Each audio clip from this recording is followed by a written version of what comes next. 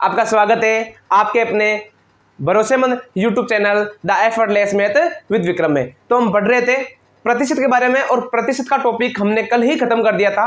आज इसी के आधार पर, इसी बेस पर, इसी के कॉन्सेप्ट काम आने वाला टॉपिक पढ़ने वाले हम लाभ हानि, प्रॉफिट एंड लॉस। ये हम बचपन से पढ़ते आ रहे हैं, लेकिन अब की लाभ हानि और जो बचपन से पढ़ते आ रहे हैं उस लाभ हानि में दिन रात का फर्क है।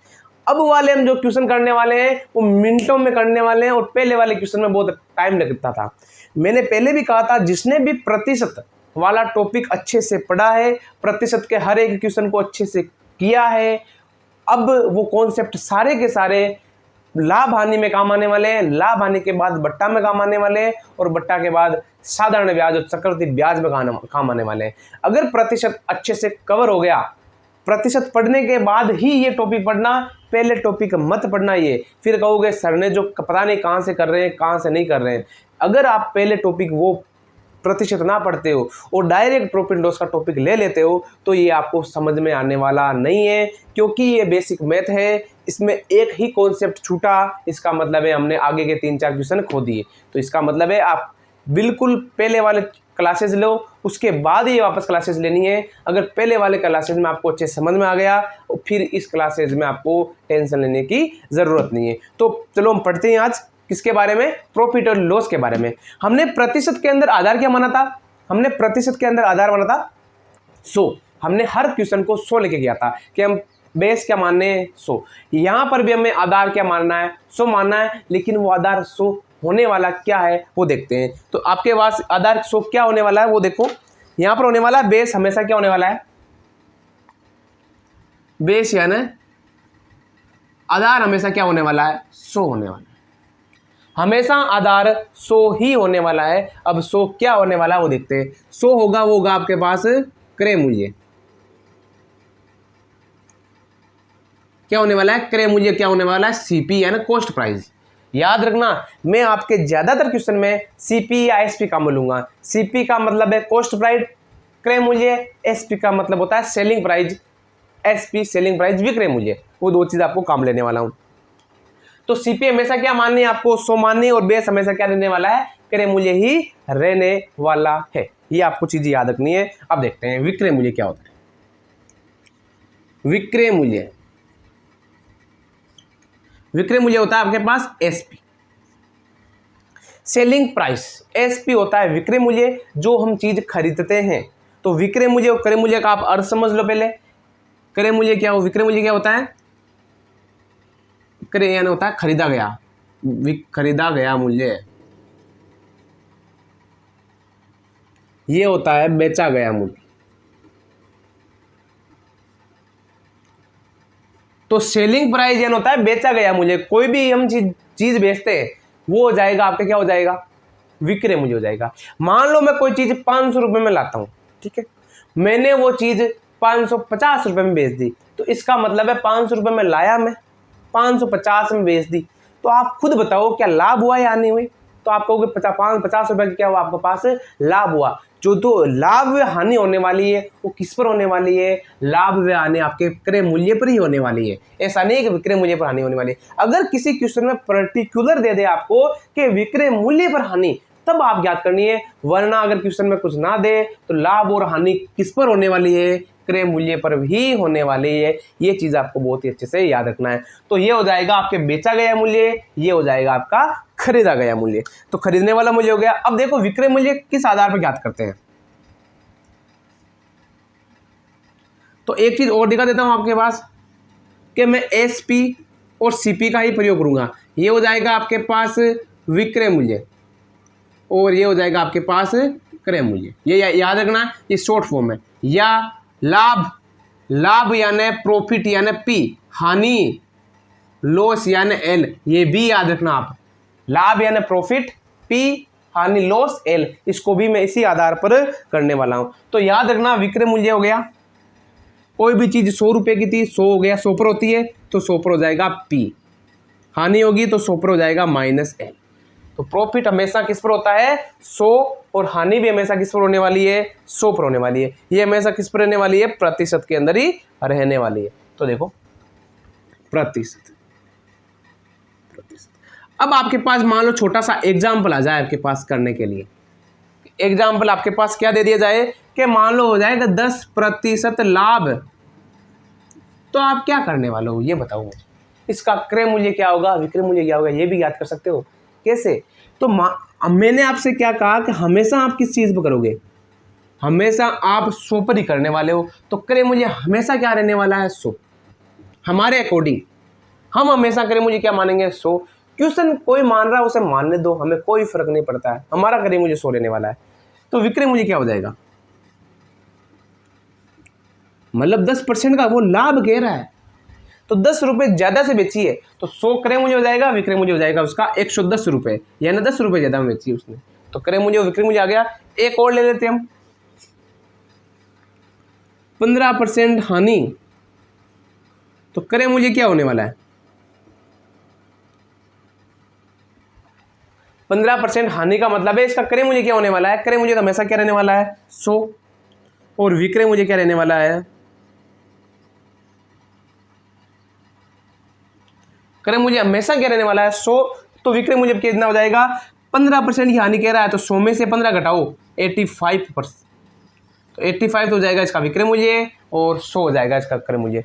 तो हमेशा बेस क्या रहने वाला है इसका, क्रय मूल्य कितना रहने वाला है, 100। अगर किसी क्वेश्चन में डायरेक्ट दे दे कि 14,000 रुपये क्रय मूल्य, तो हमें 100 ही लेकर करना है, फिर हम 14,000 की 100 से तुलना कर देंगे, जैसे हम प्रतिशत में करते आ रहे हैं कि समान स्तर पर आपकी तुलना, जैसे हम करते आ रहे थे, हमारा पर्सन का क्रय मूल्य हमारा क्रय मूल्य, पर्सन का विक्रय मूल्य हमारा विक्रय मूल्य, वैसे पर्सन को हमें सरल करना है। अरे बहुत ही अच्छे ढंग से, बहुत ही प्यारे ढंग से क्वेश्चन रहने वाले हैं। इतनी सी चीजें अगर आपको याद है और प्रतिशत वाले कॉन्सेप्ट आपको अच्छे से याद है, तो ये चैप्टर आपको पढ़ने की भी जरूरत नहीं है, इतने अच्छे से क्वेश्चन वाले हैं। एक दो क्वेश्चन आने वाले हैं, कॉन्सेप्ट बहुत अच्छे से करने वाले हैं, लेकिन अगर बेसिक वाला है वो आपको पढ़ने की जरूरत नहीं है। लाभ हानि इतने प्यारे ढंग से होने वाली है, आप बस अपना पूरा का पूरा ध्यान इसी कक्षा पर देते रहिए। कक्षा आपके बहुत ही प्यारे ढंग से, बहुत ही अच्छे ढंग से और बहुत ही प्यारे प्यारे क्वेश्चन लाने वाला आपके पास, जो आपके पिछले वाले एग्जाम पूछे गए वे क्वेश्चन भी आने वाले हैं। लाभ और हानि के कोई सा भी क्वेश्चन अगर चैप्टर दे दिया तो इनसे बाहर आपके कोई सा भी क्वेश्चन देखने को नहीं मिलेगा। अगर आपको विश्वास नहीं होता है तो आप खुद प्रीवियस ईयर एग्जाम में ट्राई कर सकते हो, क्वेश्चन देख कर किताब लाकर उसमें ट्राई कर सकते हो कि किसी टॉपिक दिया हुआ है लाभ हानि और जो मैं पढ़ाऊंगा उसमें से क्वेश्चन नहीं मिलने वाला। क्वेश्चन सेम ना मिले को जरूरी नहीं है, आपके को सर 15% था, 500 रुपये था, ऐसा जरूर नहीं है। लैंग्वेज वही रहने वाली है, क्वेश्चन में वो चेंज करने वाली है, संख्या वगैरह तो चेंज हो जाएगी, कॉन्सेप्ट सारे इसी में से आ जाएंगे। तो चलो हम करते हैं हमारा पहला क्वेश्चन स्टार्ट, क्योंकि क्वेश्चन के आधार पर हम प्रश्न को सरल करने वाले हैं और बहुत ही अच्छे ढंग से करने वाले हैं। चलो क्वेश्चन, पहला क्वेश्चन क्या है कि एक वस्तु को 14 से 40 रुपये बेचने पर, यही कर लेते हैं, छोटा सा क्वेश्चन है हमारे पास। एक वस्तु को 1440 रुपये में बेचने पर, एक वस्तु को 1440 रुपये में बेचने पर 20% हानि होती है, 20% हानि होती है, 20% हानि होती है। वस्तु का क्रय मूल्य, वस्तु का क्रय मूल्य, मैंने आपसे कहा था अगर प्रतिशत कवर होगी तो ये प्रश्न इसमें टाइम लगने वाला बिल्कुल भी नहीं है। आपको ये क्वेश्चन 3 या 4 तरीके से बता दिया जाएगा, आपको एक तरीका यहाँ पर भी बताया जाएगा, आपको जो अच्छा लगे उस तरीके से कर सकते हो, लेकिन मैं फिर भी कहूँगा आपको इसमें आपको वही तरीका अपनाना है जो आपके बिना सूत्र का हो, जो हर क्वेश्चन सरल हो जाए। आप अपने स्तर पर देख लेना, मैं आपको बता दिया जाऊँगा कौन सा तरीके भी जो बताऊँगा वो सारे के सारे मेथड अच्छे होने वाले हैं। तो देखते हैं आपके पास हो क्या रही है हानि, कितने प्रतिशत की, 20% की, ठीक है। इसका मतलब इसका क्रय मूल्य क्या होने वाला है, क्रय मूल्य 100 ही होने वाला, हमें बताइए। तो विक्रय मूल्य क्या होने वाला है, मैंने आपसे कहा हानि हो रही है, विक्रय मूल्य क्या था, घटा हुआ था, इसका मतलब है 100 में से 20 घटाओ कितना हो गया, 80%। सरल हो गया, इतना करते ही प्रश्न सरल हो गया आपके पास। अब दे रखा एक वस्तु का 1440 रुपये में बेचने पर, कितने में बेचा हमने कितने में बेचा, 80 रुपये में। प्रश्न वाला कितने में बेच रहा है, 1440 रुपये, तुलना कर दो। तो ये पर्सन वाला 1440 रुपये बेच रहा है, हम बेच रहे हैं इसको 80 रुपये के, हम तो 80 ही देंगे, इसके ज़्यादा रुपये नहीं देने वाले हैं। अब आगे दे रखा है क्रय मूल्य ज्ञात करना है, तो क्रय मूल्य कितना है हमारे पास 100 है, तो 100 से गुणा कर दो और खत्म हो गया पर्सन। 1 0 से 1 0 कट गया, फिर 8 का भाग इसमें जाता है क्या, 8 एकम 8, 6 8 20 64 0, कितना हो गया 1800 रुपये। इसका मतलब है हमारे पास क्रय मूल्य कितना आ गया 1800 रुपये आ गया। ये हमारा प्रश्न क्या हो गया, सरल हो गया। प्रश्न को पढ़ो करो, हमारी प्रश्न की तुलना हमारे उत्तर की तुलना प्रश्न वाले उत्तर से कर दो, और आपके पास जो पूछा जाए उससे गुणा कर दो, उत्तर आ जाएगा। बहुत ही प्यारे ढंग से होने वाला है, कभी गलत नहीं होगा आपके प्रश्न, ये मेरी गारंटी है। ठीक है, तो देखते हैं। ये हो गया आपके पास 1800 रुपये आ गया, 1800 रुपये के थे। अगला क्वेश्चन इसी कहाँ, मान लो मैंने कहा था कि आपको और बताना चाहता हूँ कि मान लो कि 20% क्या हो रही है, हानि हो रही है, तो इसका मतलब है ये हो जाएगा 20/100, लिख सकते हैं प्रतिशत को बिन में, तो ये जाएगा आपके पास 1/5। तो जो नीचे वाला होता है वो हमेशा क्या होता है, क्रय मूल्य होता है, तो ये हो जाएगा आपके पास सीपी, और ये हो रही है आपके पास हानि। क्या हो रही है, हानि। मतलब 5 रुपये पर 5 पर 1 की हानि हो रही है, रुपये मत मानो, 5 पर कितने की हानि हो रही है, 1 की हानि हो रही है। कितने की हानि हो रही है, 1 की। मतलब कोई चीज़ 5 में लाया, 1 की हानि हो रही है, तो इसका मतलब उसका सीपी कितना, एसपी कितना हो जाएगा, है ना, सेलिंग प्राइस 4 रुपये। पर्सन में कितना दे रहा है हमारा पास सेलिंग प्राइस 1440 रुपये, तो पर्सन में दे रहा है हमारे पास सेलिंग प्राइस 1440 रुपये। हमारे पास कितना आ रहा है 4, और हमारा क्रय मूल्य कितना है, सीपी कितना है 5, 5 से गुणा कर दो, 4 का भाग जाता है इसमें डायरेक्ट, 4 एकम 4, 4 3 12, 13 14 2, 4 6 360 को गुणा कर दो, 1800 देगा। ये हमारे पास क्या हो गया, आंसर हो गया। बहुत ही अच्छे और बहुत ही प्यारे ढंग से हो गया। किसी से भी करो, मैं तो ये कहूँगा ये करो आप, क्योंकि उसमें आप कंफ्यूज हो जाओगे कि एक घटाना है, जोड़ना है, क्या करना है, लेकिन यहाँ आप कंफ्यूज नहीं होने वाले हो। वही है, इन दोनों को आपस में काटोगे तो ये 20 का भाग 4 बार चला गया, इसमें 20 का भाग 5 बार चला गया, वो का वो कर रखा है। लेकिन किसी सक्सेसिव मेथड के रूप में उस लोग को लोग प्रायोरिटी ज़्यादा देते हैं कि छोटा हो गया कैलकुलेटिव, वो भी ठीक है, आपकी मर्जी है, लेकिन मैं तो आपको इसी की प्रायोरिटी दूंगा। गलत होने के चांसेस बिल्कुल नहीं रहने वाले हैं, भूल जाओगे आप। वो मेथड तो दिमाग से निकल भी जाएगा, क्या घटाएं, कब जोड़ें, कब घटाएं, इसमें क्या करना है, बस हानि आ गई तो घटाना ही है, सीधी सी बात है, सीधी सी बात है। क्रय मूल्य लिख दिया हमने 100, विक्रय मूल्य, इसमें भी हानि आ गई, वैसे तो घटाना ही है 5 में से 4, लेकिन आप कहोगे नीचे वाला क्या हो गया, यहाँ कंफ्यूज नहीं होने, हमें 100 ही मानना है, कुछ भी हो जाए, सीधी सी बात है। चलो अगला क्वेश्चन करते हैं, बहुत ही प्यारे ढंग से करने वाले हैं। चलो अगला क्वेश्चन, एक वस्तु को 1760 रुपये में बेचने पर 12% की हानि होती है। एक वस्तु को 17,600 रुपये में बेचने पर 12% की हानि होती है। कितने रुपए की हानि होती है, 12% की क्या होती है, हानि होती है। आगे क्या पूछा है, वस्तु का क्रय मूल्य कितना है, तो लिखना है हमें वस्तु का क्रय मूल्य। जितना टाइम हमें क्वेश्चन लिखने में लगा है ना, उससे कम टाइम में क्वेश्चन सरल हो जाएगा। तो आप पढ़ते रहिए, क्योंकि एग्जाम आने वाले हैं, चुनाव का रिजल्ट भी आ चुका है हमारे पास, तो पढ़ना रहना है हमें। चुनाव में ज़्यादा ध्यान नहीं देना हमें, क्योंकि अगर खुद का कैरियर सेट हो गया तो सबका कैरियर सेट हो जाएगा, अपने परिवार वालों का सबका कैरियर सेट हो जाएगा। अगर पढ़ाई अच्छे से ना हो तो कुछ अच्छा ही करना है, पढ़ाई ही अच्छे से होती है, आपको लगेगा कि पढ़ाई बहुत ही मुश्किल से होती है, क्योंकि जब हम पढ़ने बैठते हैं तो हमारा दिमाग गर्म हो जाता है, रील्स देखने लग जाते हैं, और हमारा टाइम 1 घंटा 2 घंटा पता नहीं कब चला जाता है। हम अगर कोई यूट्यूब पर या फिर कोई अपना कोर्स खरीदा हुआ है, वहाँ से क्लास लेते हैं, अब पढ़ते हैं, तो हमारे पास 1 घंटा ही क्लास लें तो हम 3 बार टाइम देखते हैं कितना टाइम हुआ है हमारे पास, यानी कितने टाइम की हमने कक्षा ले ली है। लेकिन जब हम उसी मोबाइल में रील वगैरह या मूवी वगैरह देखते हैं तो 2.5 घंटे कब निकल जाए कुछ पता नहीं चलता। हम एक बार भी क्लिक करके नहीं देखते कि कितना टाइम हो गया है, क्योंकि वो इंटरेस्टिंग होता है, हमारे दिमाग को अच्छा लगता है। और पढ़ाई है अच्छी ज़रूर है, लेकिन हमारे दिमाग को अच्छी नहीं लगती है, वो सोचते हैं इससे जितना दूर रहे उतना अच्छा है। लेकिन अगर पढ़ाई का नाता तोड़ोगे तो पढ़ाई आपसे अगर नाता तोड़ दिया तो ज़िंदगी खराब हो जाएगी। तो हमेशा पढ़ते रहना आपको और अच्छे से पढ़ते रहना है, क्योंकि पढ़ाई है तो सब कुछ है। शिक्षित रहोगे तो ही आप अपना और देश का विकास कर पाओगे, अगर शिक्षित ना रहे तो कुछ नहीं होने वाला है। तो चलो हम अभी क्वेश्चन पर ध्यान देते हैं। तो क्वेश्चन हमारे पास है कि 17,600 रुपये में बेचने पर 12% की हानि होती है, वस्तु का क्रय मूल्य कितना है।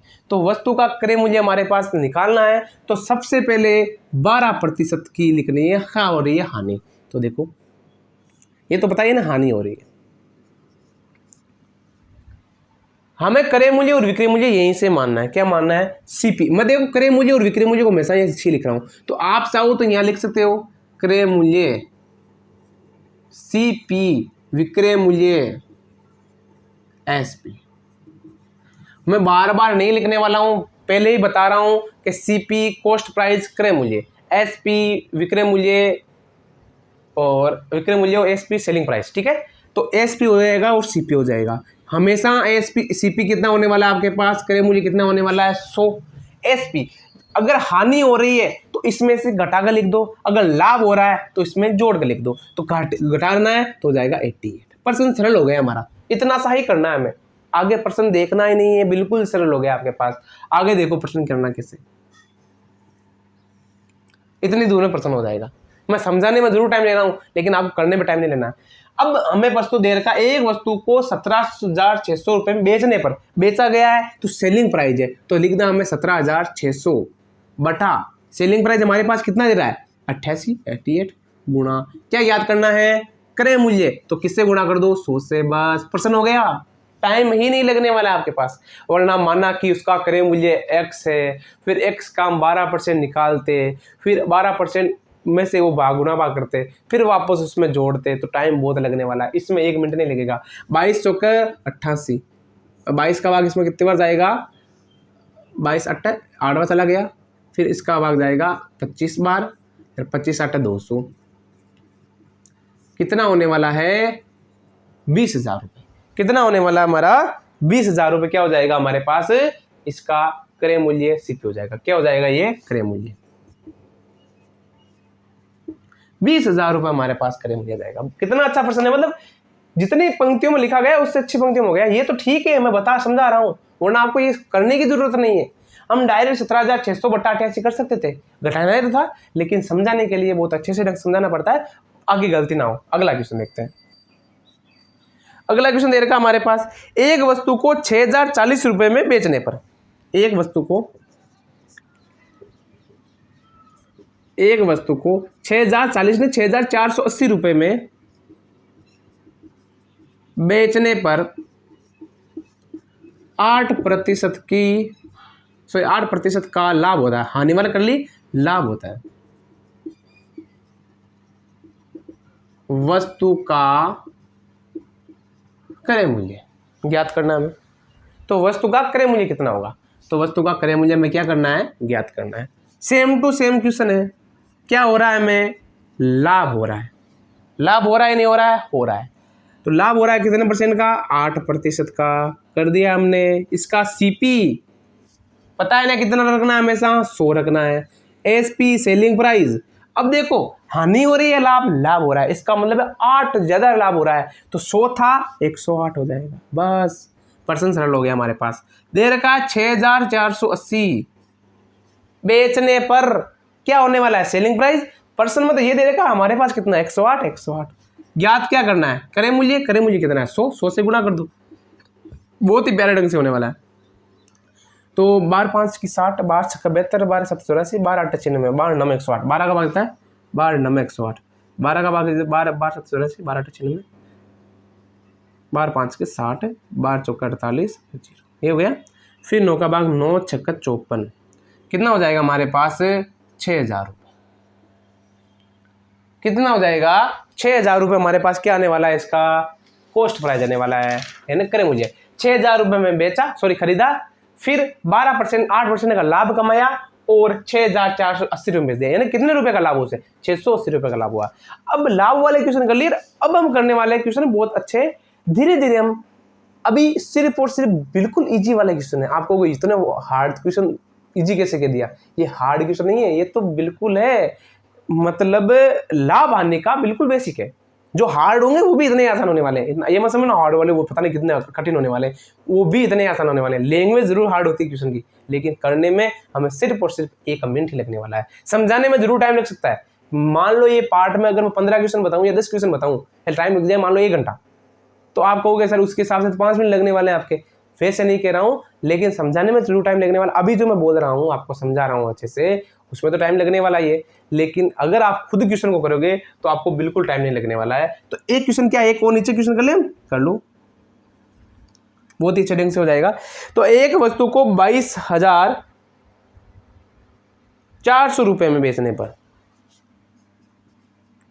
एक वस्तु को 22,400 रुपए में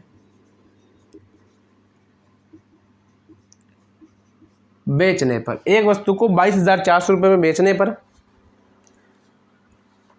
14 से 2/7 2/7% लाभ होता है।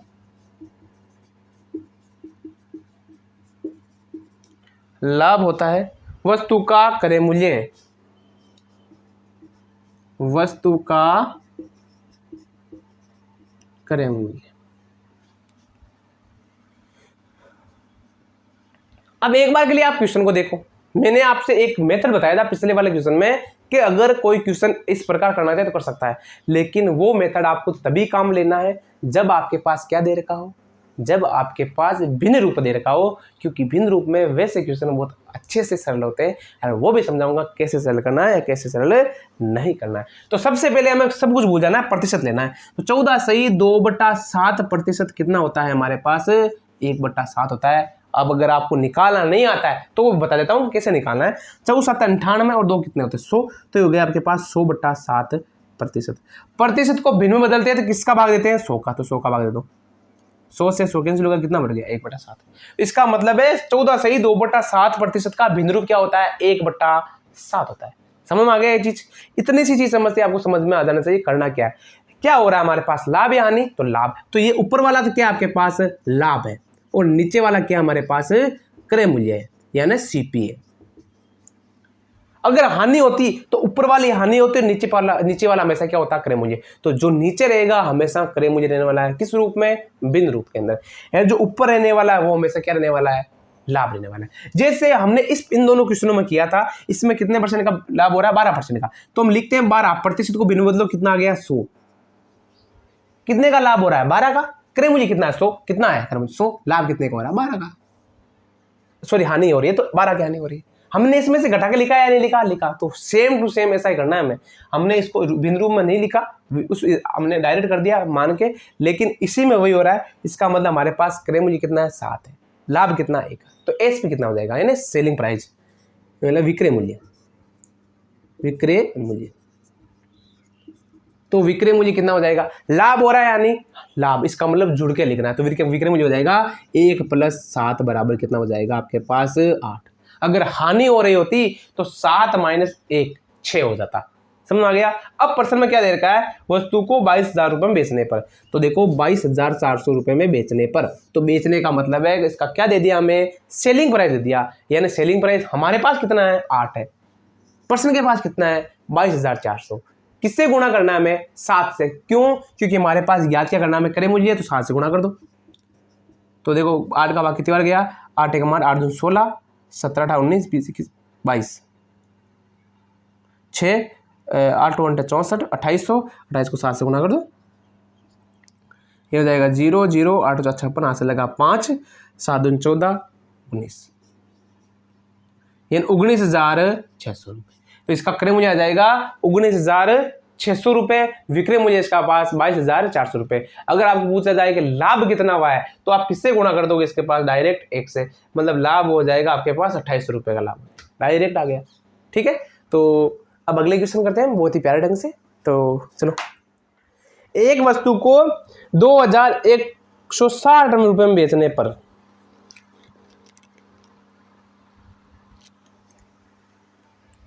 क्वेश्चन है, एक वस्तु को 2160 रुपये में बेचने पर, एक वस्तु को 2160 रुपये में बेचने पर 10% हानि होती है। 10% हानि होती है। 10% हानि होती है। 16% लाभ कमाने के लिए वस्तु को, देखो क्या होती है, ढंग से अच्छे क्वेश्चन आ रहे हैं। सत लाभ कमाने के लिए 16% लाभ कमाने के लिए वस्तु को कितने में बेचना होगा? वस्तु को कितने में बेचना होगा? तो करना क्या है, करना किस आधार पर है प्रश्न को, वो भी आपको अच्छे से चेक करना है। तो आप ये बताइए मुझे, जो भी मैं क्वेश्चन करवा रहा हूं वो रिपीट नहीं कर रहा हूं। माना मैंने जितने 2-3 क्वेश्चन करवाए, अगर एक में लाभ था, दूसरे में हानि थी, एक में भिन्न था तो एक में सरल था, इसी प्रकार करवा रहा हूं, तो क्वेश्चन रिपीट नहीं करने वाला हूं। तो जो भी मैं क्वेश्चन करवाऊं वो देखो डिफरेंट है या नहीं है। देखो, वस्तु को 2160 रुपये में बेचने पर 10% हानि होती है। 16% लाभ कमाने के लिए उसे कितने में बेचना होगा, ये भी अलग चीज है ना। तो हानि हो रही है पर लाभ कमा रहा है, तो आपको सबसे पहले मानना क्या है वो देखो एक बार के लिए। तो सबसे पहले हमें करना है एसीपी, यानी क्रय मूल्य कितना है 100। क्या हो रही है हमारे पास, हानि, यहां लिख दो या तो ऊपर हानि, यह लिख दो, यहां पर हानि लिख दो। हानि बराबर हो रही है कितने की, 10%। तो हमारे पास सीपी कितना हो जाएगा, यानी सेलिंग प्राइस, यानी विक्रय मूल्य कितना हो जाएगा। तो 100 में से 10 घटाया कितना बच गया, 90। हमारे पास सीपी दे रखा है 100, सेलिंग प्राइस हमारे पास 90 है। लाभ कमाना है, क्या कमाने के लिए, 16%, यहां लिख दो आप, 16% लाभ कमाने के लिए, एसपी यानी विक्रय मूल्य।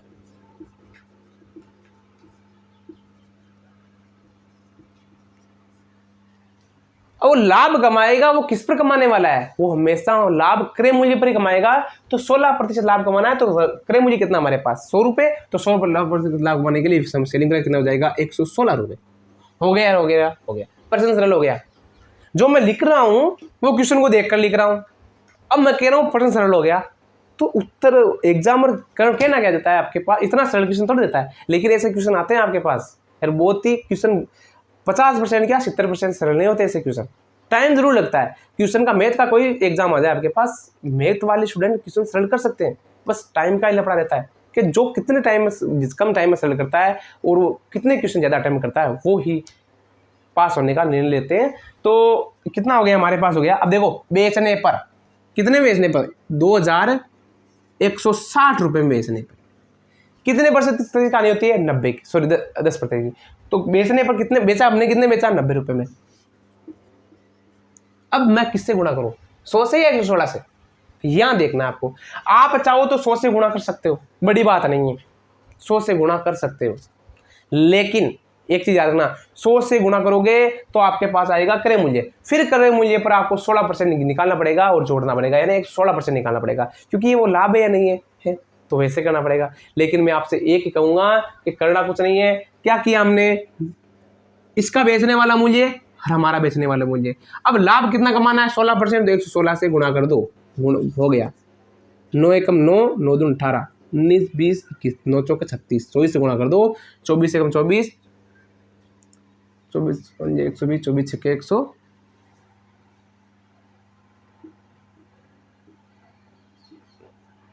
एक सेकेंड,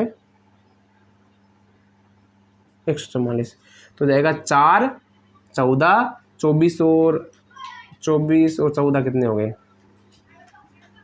38, 8 हाथ से लगा 3, 24 27, कितना हो जाएगा हमारे पास, 2784। कितना हो जाएगा, 2784 रुपये। क्या हो जाएगा, 16% लाभ कमाने पर हो जाएगा। तो मैं तो यही कहूंगा, 1-2 क्वेश्चन और करवा दूंगा अगर ऐसे क्वेश्चन है, लेकिन आपको ऐसे ही करना है। अगर आप 100 से करते हैं, मैं ये कह रहा हूं कि मान लो यहाँ पर अगला क्वेश्चन कर देंगे, इससे पहले एक क्वेश्चन कर देते हैं आपके पास, और बहुत अच्छे ढंग से कर दें, चलो कर देते हैं। अगर आपके पास ऐसा होता है 2160/90, हम जैसे पहले कर लगा रहे हैं ये दोस्तों, ये हो जाएगा आपके पास कितनी बार, 24 बार। तो हमारे पास कितना आता था, 24 रुपये। क्या आ जाता है, ये हमारे पास सीपी आ जाता, क्या आ जाता, सीपी। ये हमारे पास क्रय मूल्य कितना आ गया, 2400 रुपये आ गया, 2400 रुपये आ गया। अब हमें क्या कमाना है, 16% लाभ कमाना है, तो इसका 16% निकालो। देखो 2400 गुना 116, ये ना 16% लाभ हो गया, तो हो जाएगा 100, गुणा कर दो और वापस अंदर गुणा करो, कितना आएगा, 2784 ही आने वाला है। तो किसी भी तरीके से करो, उससे अच्छा है ना इससे कर लो, डायरेक्ट 16 करो, जो पूछा जाए उससे गुणा करें। मुझे पूछे करें मुझे से गुणा, लाभ कमाने लाभ से गुणा, हानि है तो हानि से गुणा, विक्रय मुझे पूछे तो विक्रय मुझे से गुणा, ये क्या करना। ठीक है, अगला क्वेश्चन देखो। अगला क्वेश्चन है आपके पास, एक व्यापारी ने 1 रुपये में 40 आम के भाव से कुछ आम खरीदे। बहुत ही प्यारा और बहुत ही अच्छे ढंग वाला क्वेश्चन है। अगर ऐसे प्रश्नों में आप क्या हो जाते हो, कंफ्यूज हो जाते हो कि इस प्रकार के प्रश्न को करना कैसे, लेकिन अब आप कंफ्यूज नहीं होने वाले हो बिल्कुल ही। तो देखो क्या है कि एक व्यापारी ने 1 रुपये में 40, हाँ देखो, एक व्यापारी ने 1 रुपये में 40 आम के भाव से 40 आम के भाव से कुछ आम खरीदे। ठीक है, 40 रुपये के भाव से कुछ आम खरीदे, 25% लाभ कमाने के लिए 25% लाभ कमाने के लिए 25% लाभ कमाने के लिए उसे 1 रुपये में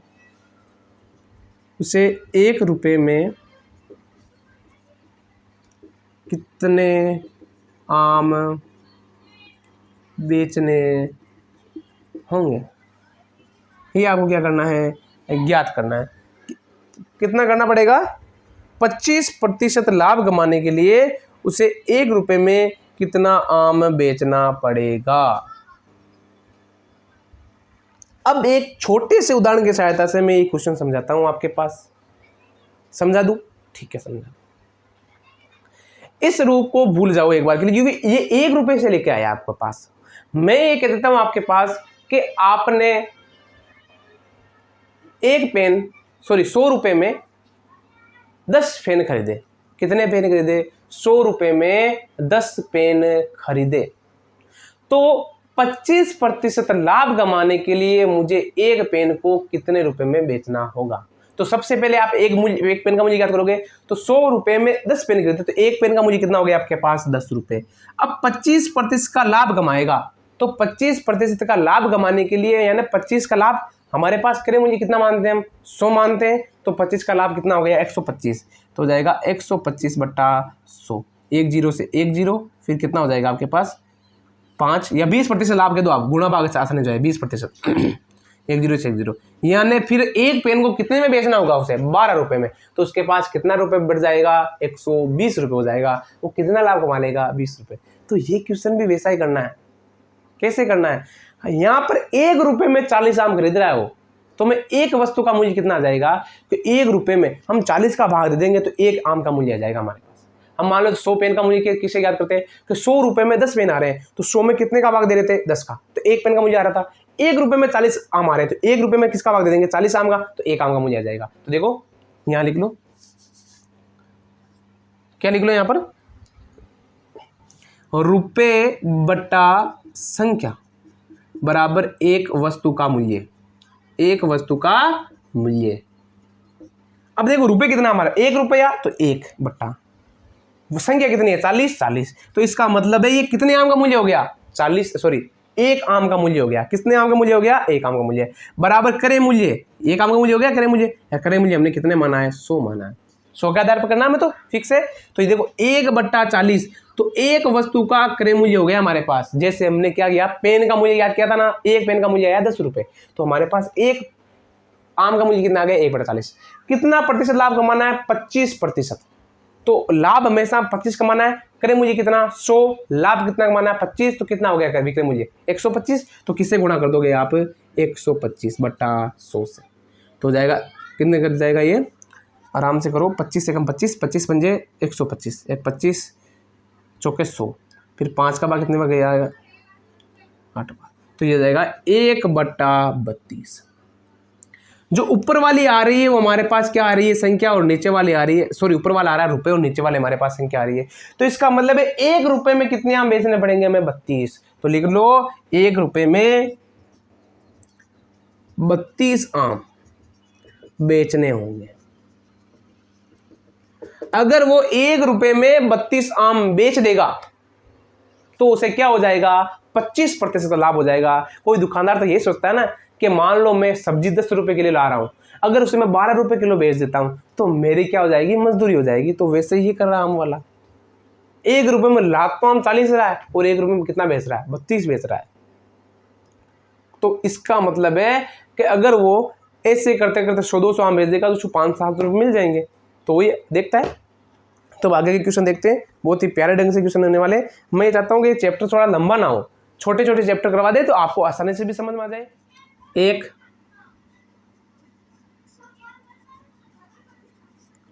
व्यापारी ने 13 रुपए में, एक व्यापारी ने 13 रुपए में 30 केलों के भाव से 30 केलों के भाव से कुछ केले खरीदे, 30 केलों के भाव से कुछ केले खरीदे। 20% लाभ कमाने के लिए 20% लाभ कमाने के लिए 20% लाभ कमाने के लिए उसे 13 रुपए में, उसे 13 रुपए में, उसे 13 रुपए में कितने केले बेचने होंगे, कितने केले बेचने होंगे। ये भी बहुत ही अच्छा क्वेश्चन है। पहले वाले क्वेश्चन का रिपीट ही मान लो आप, थोड़ा सा परिवर्तन है, उसमें 1 रुपए में दे रहा था, अब वो कितने में दे रहा है 13 रुपए में दे रहा है।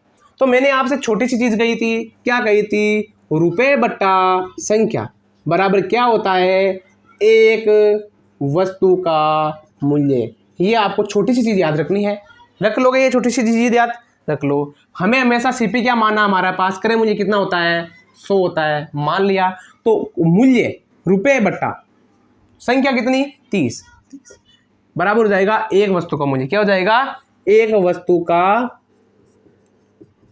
क्रय मूल्य आ गया, एक वस्तु का क्रय मूल्य। तो एक वस्तु का क्रय मूल्य आ गया 13/30। लाभ कितने का हो रहा है उसे 20 का, तो एसपी कितना हो जाएगा हमारे पास 120 हो जाएगा। क्या करना है बेचना है या खरीदना है कमाने के लिए, तो वो 20% लाभ कमाएगा तो पहले बेचेगा तभी तो लाभ कमाएगा। तो किससे गुणा कर दो आप 120/100 से, हो जाएगा कंफर्म है, उतरा जाएगा। जो पहले कर रहे थे उसी आधार पर करना हमें। तो देखो 30 चौके 120 और ये हो जाएगा 25। याद एक चीज रहनी है आपको, यहां क्या कह रहा है वो 13 रुपए कह रहा है, तो ऊपर हमेशा 13 रहना चाहिए। अगर 13 से नीचे कोई संख्या कट रही है तो हमें काटना नहीं है, क्योंकि ऊपर ही रहना है हमें। तो हो जाएगा 13/25। इसका मतलब है ऊपर वाले क्या हो गए हमारे पास रुपए और नीचे वाले हो गई संख्या। इसका मतलब है 13 रुपए में 25 केले अगर बेचेगा तो उसे कितने का लाभ हो जाएगा 20% का, सॉरी हाँ 20% का लाभ हो जाएगा। तो 13 रुपए में कितना 25 केले। अगर वो 13 रुपए में 30 केले ला रहा है और 13 रुपए में 25 केले बेच रहा है तो उसे कितने प्रतिशत का लाभ हो रहा है 20% का लाभ हो रहा है। ठीक है, अगला क्वेश्चन देखो बहुत ही प्यारे ढंग से। देखो टाइम नहीं लग रहा है इस क्वेश्चन में करने में, बहुत ही कम टाइम लग रहा है आपके पास। तो अगला देखो,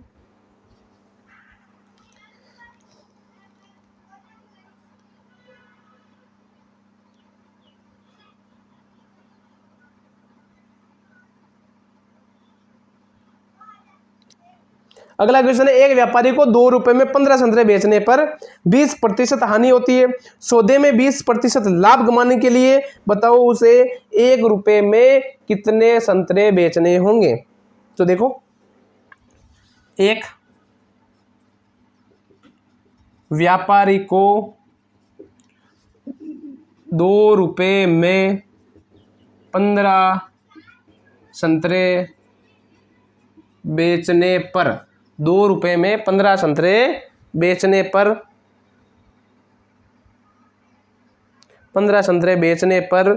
20% हानि होती है।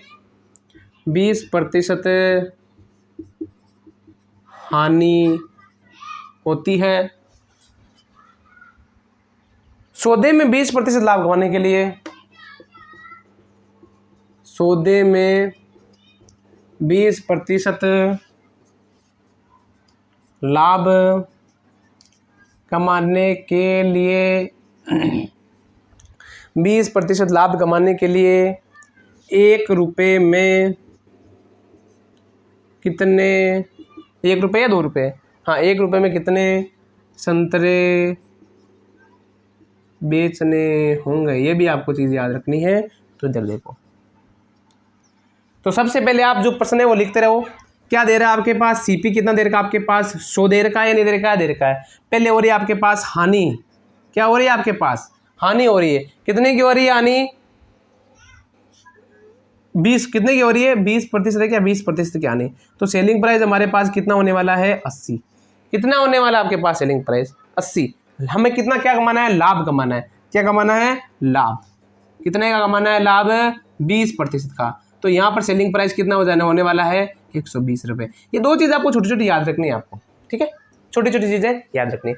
तो मैं आपको एक छोटी सी चीज़ याद देना चाहता हूँ कि हमने जो पहले क्वेश्चन किए थे 3-4 क्वेश्चन, हम क्या कर रहे थे कि प्रश्न का क्रय मूल्य बट्टा हमारा क्रय मूल्य, प्रश्न का विक्रय मूल्य बट्टा हमारा विक्रय मूल्य नहीं कर रहे थे। क्या हम 22,400 बट्टा 80 गुणा ये विक्रय मूल्य प्रश्न हमारा था, ये प्रश्न का था। तो इसमें हम तो वैसा का वैसा ही कर रहे हैं या नहीं कर रहे हैं, कर रहे हैं। देखो यहाँ पर एक वस्तु का क्रय मूल्य कितना है, ये है, फिर हमारा क्रय मूल्य कितना है, इतना है 100।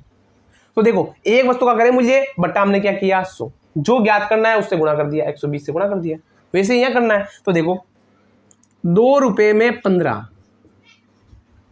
तो यहां पर देखो रुपए बटा संख्या क्या था, एक वस्तु का क्रय मूल्य, क्या हो जाएगा ये, एक वस्तु का सीपी क्रय मूल्य। हमारा सीपी कितना है, 100 है, वस्तु का कितना है, ये 2 बटा, तो गुणा कर दो आप, 2 बटा 15। ये वैसे ऐसे होता है, बेचना है या खरीदना है, पहले देख लो। सबसे पहले क्या करना है, बेचना है या खरीदना है, बेचना है। हाँ बेचने पर है, यहाँ तो यहाँ खरीद रहा था और यहाँ बेच रहा है, तो ये एक वस्तु का क्या हो जाएगा, सीपी हो जाएगा। एक वस्तु का क्या हो जाएगा, होने वाला है सीपी होने वाला। बेच रहा है या खरीद रहा है, पहले देख लो, प्रश्न में पढ़ लो एक बार के लिए। बेचने पर, तो ये एक वस्तु का एसपी होने वाला है, क्या होने वाला है, एसपी होने वाला है, क्योंकि वो खरीद नहीं रहा है, वो बेच रहा है। देखो एक व्यापारी ने 2 रुपये 17 बेचने पर, तो यहाँ पर क्या होने वाला है, एसपी। यहाँ क्या कर रहा है, वो खरीद रहा है, तो यहाँ क्या हो गया, हमारे पास क्रय मूल्य हो गया, यानी सीपी हो गया, फिर यहाँ पर एसपी हो गया। तो यहाँ पर हमारे पास एसपी कितना दे रखा है, 80, तो ये किससे गुणा हो जाएगा, यानी इसमें भाग लगने वाला है वैसे 80 का ऐसे, लेकिन भाग लगने वाला है तो यहाँ पर नीचे 1 आ जाएगा, ऊपर वाला दोनों गुणा हो जाएगा, नीचे वाला दोनों गुणा हो जाएगा। ये हम अलग चैप्टर में पढ़ लेंगे, गुणा भाग हम बट्टा वाला कैसे करते हैं। इसलिए हम क्या कर देते हैं, इन दोनों को गुणा करके डायरेक्ट यही लिखने वाले हैं, गुणा हो जाएगा 80। ज्ञात क्या करना है, हमें कितने प्रतिशत का लाभ कमाना है, 20% का, तो किससे गुणा कर दो आप, 120 से गुणा कर दो। अलग चैप्टर में बता दूंगा मैं आपको गुणा भाग वाला, या इसके अगले स्लाइड में बता दूंगा। ये हो जाएगा 10 से 10, फिर 3 चौके 3 पंजे 15, 3 चौके 12, ये हो गया। चाहिए 2 का भाग में 4 बार और 4 से हो जाएगा 1/5। तो 1 रुपये में कितने संतरे, 5 संतरे, तो 1 रुपये में 5 संतरे। अगर वो 1 रुपये में 5 संतरे बेचेगा तो उसे क्या हो जाएगा, 20% का लाभ हो जाएगा। तो आपको ये एक चीज याद रखनी है कि हमने भी इसमें सेम टू सेम ही किया था। इसमें देखो क्या किया था हमने, तो 13/30, ये हमारे पास क्या था, एक वस्तु का क्रय मूल्य, जो प्रश्न का था। हमारा क्रय मूल्य कितना है, 100, तो किसका भाग दे दो हम, 100 का। अब 100 का भाग देंगे तो इसके नीचे 1 रहेगा, ये दोनों आपस में गुणा होंगे तो हो जाएगा 13 ये दोनों आपस में गुणा होंगे तो हो जाएगा 30 गुणा 100। फिर हमें क्या ज्ञात करना था, प्रॉफिट सेलिंग प्राइस कितना था 120, तो 120 से गुणा कर दिया, मैंने यहाँ डायरेक्ट लिख दिया, कोई बड़ी बात नहीं है, ये चीज़ आपको याद रखनी है। ठीक है, तो आशा करता हूँ मैं जो पढ़ा रहा हूँ आपको समझ में आ रहा होगा। अच्छा, और हम कल एरो डायग्राम मेथड वाले क्वेश्चन करने वाले। आज हमारे यहाँ ये वाले क्वेश्चन तो छोटे छोटे क्वेश्चन थे और बहुत ही प्यारे ढंग से सरल हो गए। कल हम वैसे ही क्वेश्चन करने वाले जिससे हम प्रतिशत पढ़े थे, लेकिन यहाँ तो प्रॉफिट लॉस वाला फर्क है, तो इसमें थोड़ा सा खास परिवर्तन हो जाएगा और बहुत ही अच्छे ढंग से एरो डायग्राम मेथड वाले इससे अच्छे क्वेश्चन होने वाले हैं। तो आशा करता हूँ आप अच्छे से तैयारी कर रहे होंगे, अपने एग्जाम पर अपना अच्छे से फोकस कर रहे होंगे। गर्मियाँ तो बहुत पड़ रही है, लेकिन कैसे भी करके पढ़ाई तो करनी है। अगर पढ़ाई नहीं करोगे तो अच्छा नहीं रहेगा आपके लिए, हम सब के लिए। तो हंसते रहिए, पढ़ते रहिए। जय हिंद, जय भारत।